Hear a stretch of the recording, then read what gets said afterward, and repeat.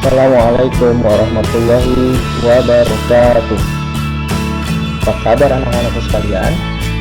Semoga selalu sehat dalam kondisi seperti ini. Jangan lupa kalian selalu mencuci tangan dan menjaga kesehatan ya. Pada materi kali ini, Pak Hakim akan menjelaskan mengenai siklus air dan dampaknya. Bagi siapa? Bagi manusia dan tentu saja alam dan sekitarnya. Silahkan saksikan, simak video materi ini dengan baik. Jika kalian masih belum memahami, silakan di pause atau dihentikan sementara, kemudian kalian mundurkan. Bagian mana yang kalian tidak mengerti atau kurang memahami bisa diulang-ulang sampai kalian bisa memahami apa materi dari yang akan Pak Hakim sampaikan saat ini. Selamat belajar, selamat menyaksikan.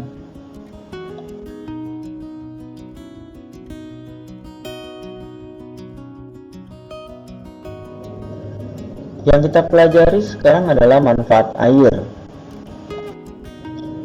Sebelumnya Pak Hakim sudah menjelaskan sekilas. Nah, yang sekarang kita pelajari adalah manfaat air bagi manusia, hewan, dan juga tumbuhan.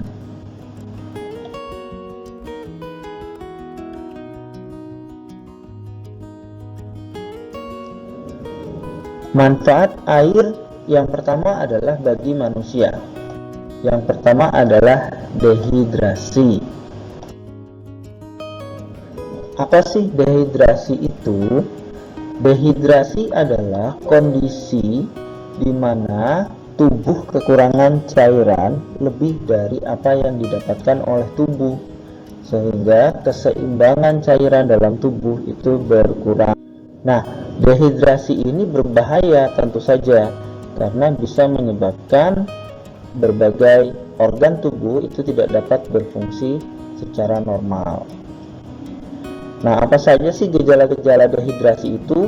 Yang pertama, merasa haus dan pusing, mulut dan kulit kering, kelelahan, jarang buang air kecil, dan urin berwarna lebih kuning ya, serta berbau lebih kuat. Itu artinya terjadi gejala dehidrasi pada kita. Nah, sekarang bagaimana kita untuk menghindari dehidrasi itu?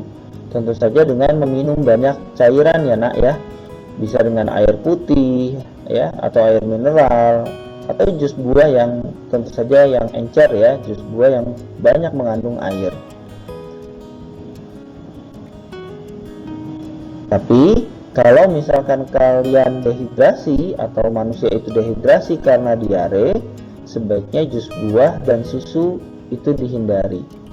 Nah, kalau seperti ini apa yang dilakukan? Nah, untuk penyakit diare nanti akan kita bahas atau Pak Hakim jelaskan pada bab pencernaan ya. Jadi mohon bersabar, silakan ikuti pembelajaran ini. Berikutnya, mengeluarkan racun dari dalam tubuh. Maksudnya apa? Dengan mengkonsumsi air putih yang banyak, maka ginjal akan menghasilkan urin yang banyak pula, sehingga melalui urin tersebut racun-racun yang berada di dalam tubuh itu akan keluar. Anak-anakku pasti sudah pernah ya minum obat saat sakit. Nah, pada saat sakit kalian silakan perhatikan, biasanya warna urin kita itu akan semakin berwarna kuning. Kenapa demikian? Karena fungsi hati dan ginjal kita itu bekerja dengan keras sehingga menetralisir racun atau zat kimia dari obat yang kita minum. Nah, supaya dia tidak menggumpal atau menumpuk di dalam ginjal kita, maka kita ketika sakit itu pasti disarankan oleh dokter untuk meminum banyak air putih. Supaya apa? Supaya proses detoksifikasi atau pengeluaran racun dari dalam tubuh itu bisa berfungsi dengan maksimal. Nah, selain melalui itu juga bisa melalui banyak hal. Bisa kita minum minuman, misalkan minum minuman herbal ya, atau misalkan dicampur dengan madu, itu juga bisa membuat atau menetralisir racun. Berikutnya adalah menjaga kelembaban kulit dan organ tubuh lainnya. Kita ketahui bahwa organ tubuh kita di dalam tubuh itu tentu saja dialiri oleh aliran darah. Nah, supaya dia tetap lembab, tidak rusak, tidak kering, maka kita membutuhkan air.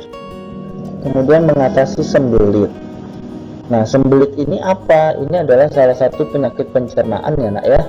Salah satu penyakit pencernaan, nanti akan lebih detail Pak Hakim jelaskan pada bab sistem pencernaan.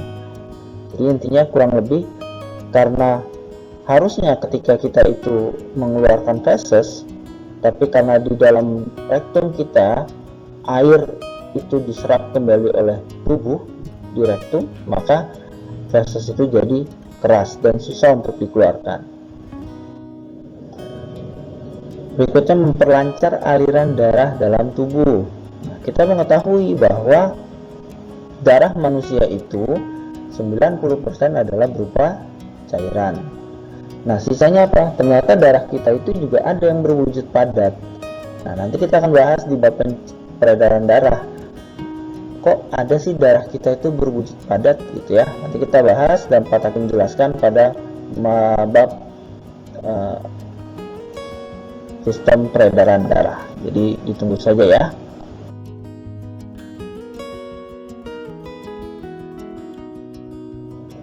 Kemudian memperlancar pencernaan. Kita ketahui bahwa pencernaan itu berkaitan erat dengan makanan. Pada saat kita makan, biasanya makanan yang kita punya itu akan dicampur oleh cairan ludah. Nah, ludah itu berwujud cair, dan supaya ludah kita itu banyak untuk mencampur makanan, maka kita juga harus banyak minum. Nah, kita bisa bayangkan ketika kita menelan tanpa dicampur dengan ludah, maka tenggorokan kita akan terasa seret ya. Nah, supaya dia lancar, makanan itu masuk dari mulut melalui kerongkongan atau tenggorokan terus ke lambung, maka dibutuhkan air untuk mempermudahnya. Kemudian di dalam sistem pencernaan kita juga terdapat enzim. Enzim mana? Enzim ini sendiri juga berwujud zat cair. Nanti kita akan bahas mengenai enzim ini di bab pencernaan. Kemudian keperluan rumah tangga seperti mencuci, memasak, mandi ya. Nah, ini digunakan oleh manusia. Kita tahu mencuci bisa mencuci baju, mencuci sayuran ya, dan lain sebagainya, mencuci pakaian, mencuci motor, mobil, kendaraan ya, dan lain sebagainya, atau memasak, dan juga tentu saja kita juga perlu air untuk mandi.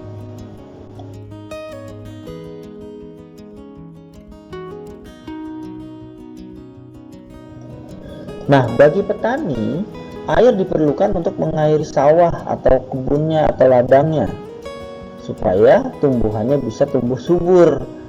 Sedangkan bagi peternak, air diperlukan untuk menghidupi hewan ternaknya, tentu saja dengan diberikan minumnya.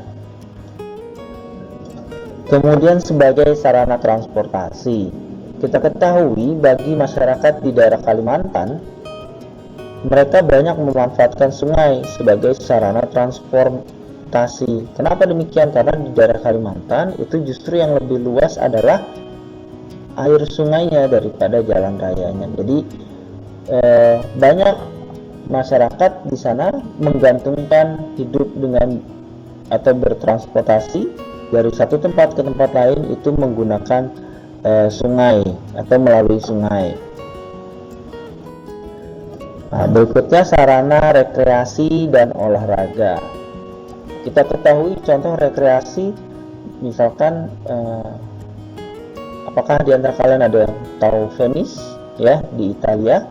Nah, di sana dia menjual wisata air, di mana pengunjung itu akan melewati kanal-kanal menaiki perahu ya, atau di sana dikenal dengan nama gondola. Kemudian dia menyusuri kanal-kanal tersebut mengelilingi kota. Jadi itu sebagai sarana rekreasi. Atau sarana olahraga bisa digunakan dengan renang atau perahu layar, arung jeram ya, dan lain sebagainya. Karena kalau kita berenang tentu saja harus ada airnya ya, bukan berenang di pasir. Jadi ini juga menjadi sarana olahraga. Dan renang bisa juga menjadi sarana. Beberapa orang ini justru dengan berenang itu dianggap sebagai penghilang stres, artinya itu juga bisa sebagai sarana rekreasi.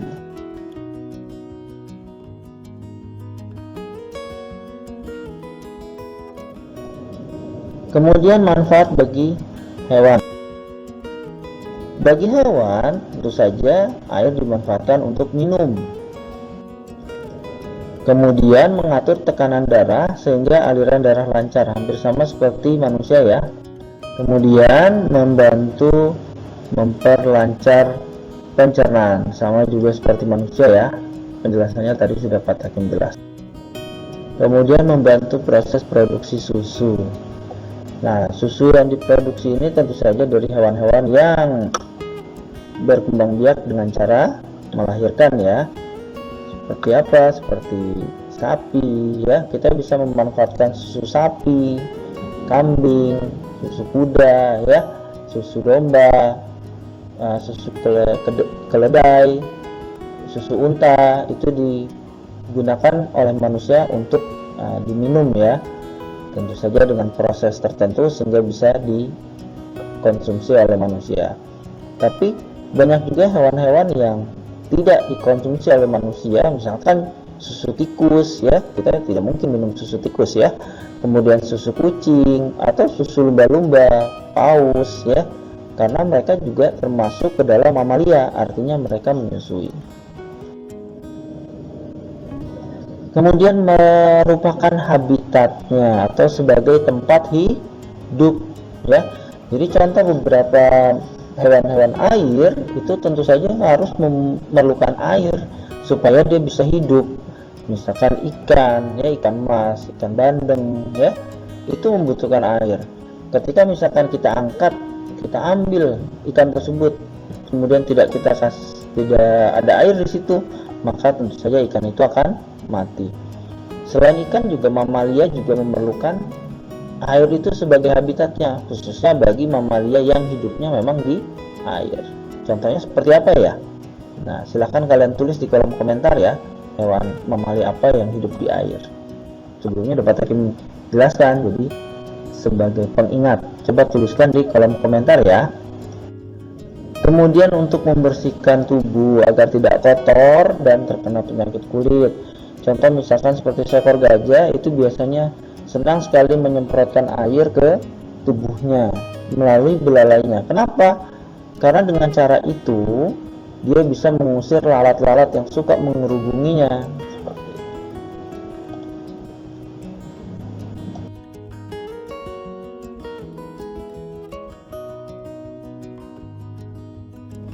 Kemudian sekarang kita akan bahas manfaat air bagi tumbuhan, yaitu melarutkan zat hara dalam tanah sebelum diserap oleh akar. Zat hara di sini apa? Contoh misalkan nitrogen dan lain sebagainya. Jadi ketika misalkan ada zat-zat yang diperlukan oleh tumbuhan, maka dia akan dilarutkan oleh air baru nanti diserap oleh akar. Kemudian sebagai salah satu bahan utama proses fotosintesis. Kita ketahui bahwa fotosintesis itu dilakukan di daun. Apa sih fotosintesis itu? Nah, silakan kalian coba tulis di kolom komentar ya, apa sih fotosintesis itu?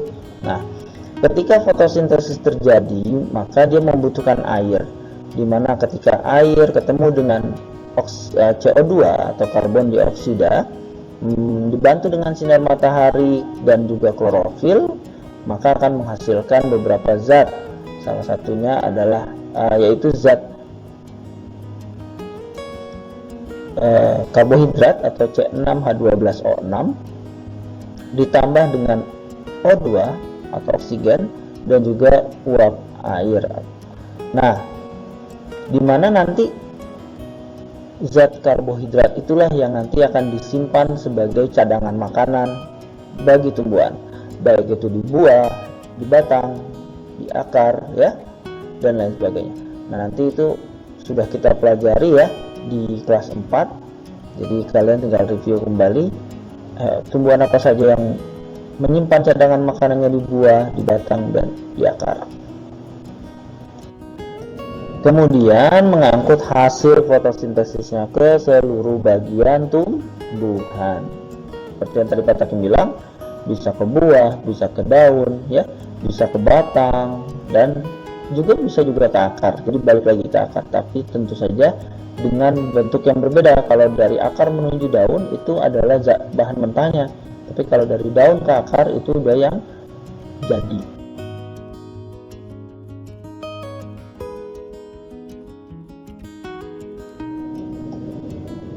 Kemudian peranan siklus air bagi sekitar, alam sekitar. Yang pertama, menjaga iklim agar seimbang dan stabil. Iklim adalah kondisi rata-rata cuaca berdasarkan waktu yang panjang pada suatu lokasi di bumi. Berdasarkan pembagian wilayah iklim itu terbagi menjadi beberapa jenis. Tapi Pak Takim hanya membahas 2 iklim saja, yaitu jenis iklim tropis dan iklim subtropis. Di mana iklim tropis itu adalah iklim yang memiliki 2 musim, yaitu musim kemarau dan musim hujan. Ciri-ciri daerah yang memiliki iklim tropis adalah daerah yang dilewati oleh 0 derajat lintang khatulistiwa, ya, 0 derajat garis khatulistiwa atau garis lintang. Sedangkan kalau yang subtropis itu biasanya memiliki 4 musim, antara lain musim semi, musim gugur, musim dingin, dan musim panas. Nah, kalian bisa sebutkan di bagian kolom komentar ya, apakah dalam bahasa Inggris keempat musim pada musim subtropis dan bagaimana urutannya. Silakan tuliskan di kolom komentar ya. Kemudian sebagai proses peremajaan air secara alami, tentu saja ketika air kotor dari got misalkan, lalu dia menguap, yang menguap adalah air yang bersihnya, jadi air itu senantiasa selalu bersih. Berikutnya adalah sebagai penyedia air tanah, artinya ini dari proses infiltrasi masuk ke dalam tanah melalui pori-pori tanah dan akhirnya dia tersimpan sebagai air tanah. Kemudian menjaga suhu udara di bumi, jadi dari yang panas kemudian ketika turun hujan tentu saja jadi dingin, jadi suhu di bumi akan tidak menjadi panas sehingga suhunya terjaga. Pembentukan kembali permukaan bumi ini kepada kondisi-kondisi tertentu, misalkan terjadi banjir, maka dia akan membuat permukaan bumi berubah atau terjadinya longsor seperti itu. Dan memelihara kehidupan ekosistem. Apa sih ekosistem itu? Nah, nanti kita akan pelajari di bab ekosistem ya. Jadi kalau mau lebih tahu, kalian boleh baca duluan, tapi nanti Pak Takim jelaskan di bagian ekosistem.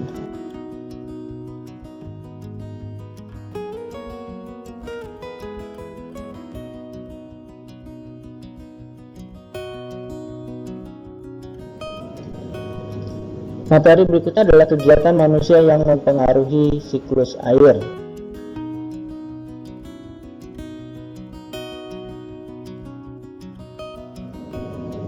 Yang pertama adalah pembangunan lantai beton atau jalan beton dan pengaspalan. Nah, seperti pada gambar di bawah ini, gambar di sebelah kiri itu adalah pengaspalan dan sebelah kanan adalah pembetonan. Ketika air hujan turun, maka sifat dari aspal dan beton, air tidak dapat menembus ke dalam kedua jalan yang sudah dibuat aspal atau di beton tersebut, sehingga mau tidak mau air akan mengalir ke kanan dan kiri dari jalan tersebut tergantung tinggi rendahnya jalan tersebut, sehingga harusnya air dapat meresap di bagian jalan yang di beton atau yang di aspal tersebut, dia tidak bisa masuk. Itulah yang menyebabkan terjadinya pengurangan resapan air. Sehingga solusinya adalah dengan membuat daerah hijau di sekitar kanan dan kirinya. Akibat dari pengaspalan dan pembetonan tersebut adalah air tidak dapat meresap ke dalam tanah karena tertutup beton dan aspal. Sehingga cara mengatasinya adalah pertama, membuat biopori. Biopori dikenal juga dengan nama sumur resapan. Jadi di sebelah kanan atau sebelah kiri jalan tersebut bisa dibuat lubang yang agak dalam sehingga air ketika hujan bisa masuk ke dalam lubang tersebut dan meresap ke dalam tanah perlahan demi perlahan.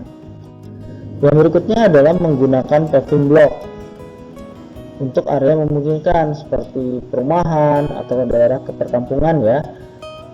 Kenapa? Karena yang lewat hanyalah kendaraan-kendaraan yang tidak terlalu berat. Tapi kalau sering dilewati oleh kendaraan berat, misalkan bus atau pengangkut sembako dan lain sebagainya, maka sebaiknya menggunakan jalan aspal atau jalan beton supaya jalannya tetap licin ya, atau mulus atau mudah tidak mudah rusak.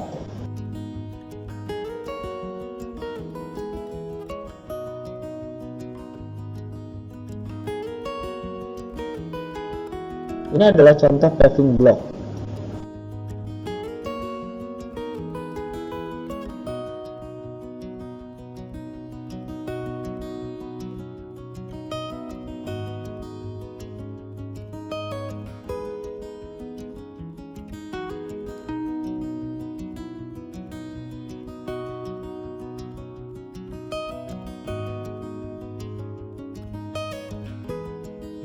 Berikutnya adalah penggundulan hutan secara berlebihan. Kalian bisa lihat di gambar sebelah kiri dan sebelah kanan, di mana hutan yang tadinya lebat ditebang pohonnya sehingga menjadi gersang. Akibat dari penggundulan hutan secara berlebihan adalah mengakibatkan erosi, di mana erosi adalah pengikisan tanah pada lereng pegunungan atau tanah saja akibat air hujan. Kemudian tanah longsor. Ketika misalkan di daerah yang lereng pegunungan di mana di bawahnya ada pemukiman, nah ini cukup berbahaya ya.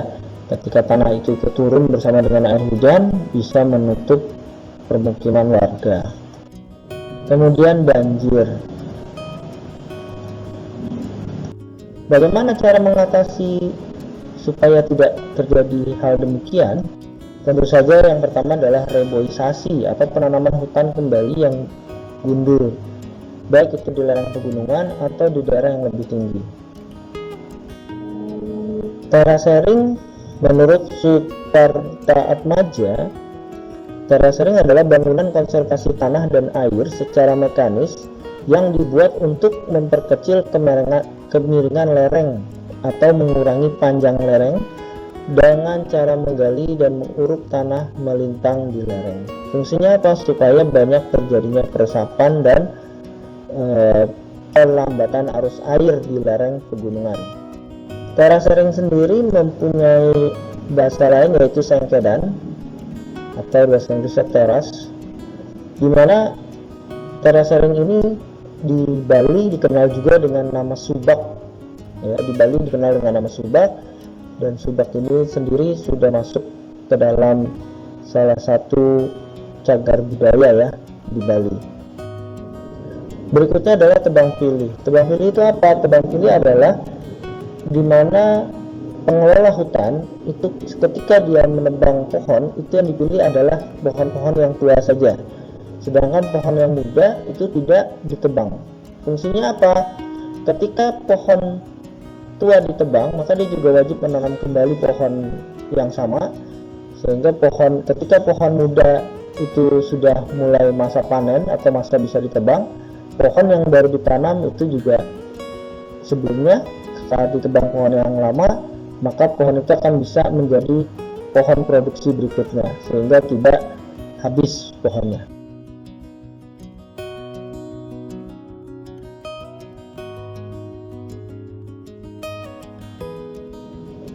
Ini adalah sengkedan atau terasering atau subak kalau di Bali namanya.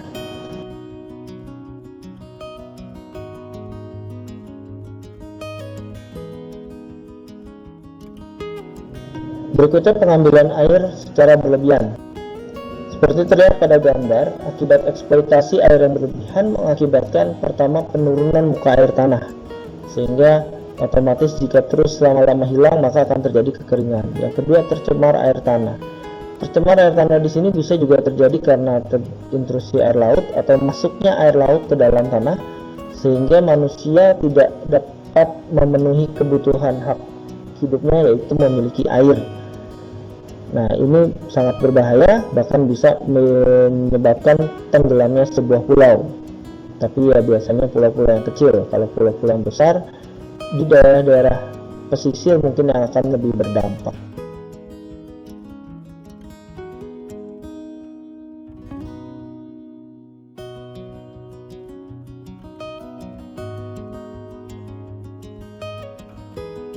Berikutnya adalah penghematan air.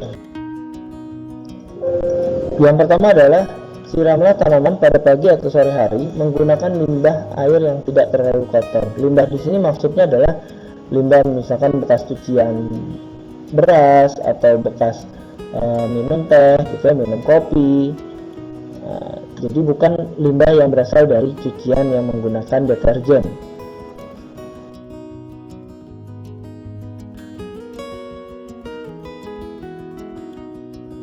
Yang kedua adalah tutup keran saat tidak digunakan. Apalagi anak-anak ketika kalian menggosok gigi ya, seperti di gambar, tutuplah kerannya ketika kalian sedang menggosok. Jadi jangan biarkan air mengalir. Ketika kalian mau berkumur baru nyalakan kerannya.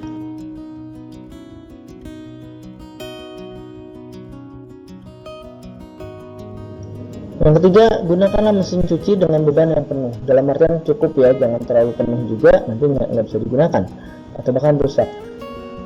Dalam artian ketika misalkan cucian cuma 1 atau 2 baju saja, maka jangan menggunakan mesin cuci untuk mencucinya. Tapi kalau untuk misalkan hanya mengeringkan saja, itu mungkin tidak apa-apa. Yang terbeban adalah listrik.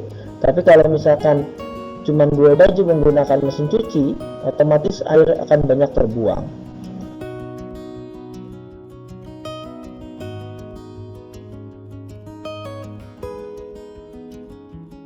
Berikutnya adalah cucilah kendaraan di atas rumput atau di atas paving block sehingga air bisa diserap oleh tanah.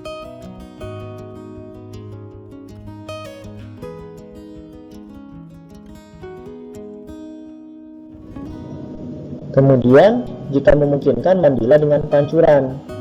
Kenapa? Karena dengan pancuran air yang keluar akan sedikit dibandingkan dengan kalau misalkan kita menggunakan gayung. Dan saat mencuci dengan tangan, gunakan 3 ember untuk merendam, mencuci dan membilas untuk mengurangi air terbuang sia-sia. Oke, terima kasih atas perhatiannya. Ini saja yang bisa Pak Takim sampaikan. Semoga apa yang kita pelajari hari ini bisa bermanfaat dan bisa kalian ingat. Tentu saja jika kalian lupa bisa diulang kembali videonya dari awal, terus kalian pause untuk diingat kembali dan lanjutkan dan seterusnya ya, sehingga kalian bisa memahami dengan lebih mendalam pembelajaran atau materi ini. Sebelum kita akhiri pertemuan kita kali ini, mari sama-sama kita berdoa supaya apa yang kita pelajari selalu mendapatkan keberkahan dan limpahan rahmat dari Tuhan Yang Maha Esa, dan juga kita mendapatkan ilmu yang bermanfaat dari pembelajaran kita kali ini.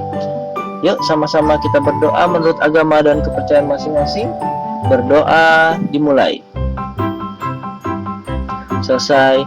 Terima kasih atas perhatiannya. Jangan lupa bagi yang belum mengklik subscribe dan lonceng notifikasinya untuk mengklik ya. Itu saja dari Pak Takim. Assalamualaikum warahmatullahi wabarakatuh.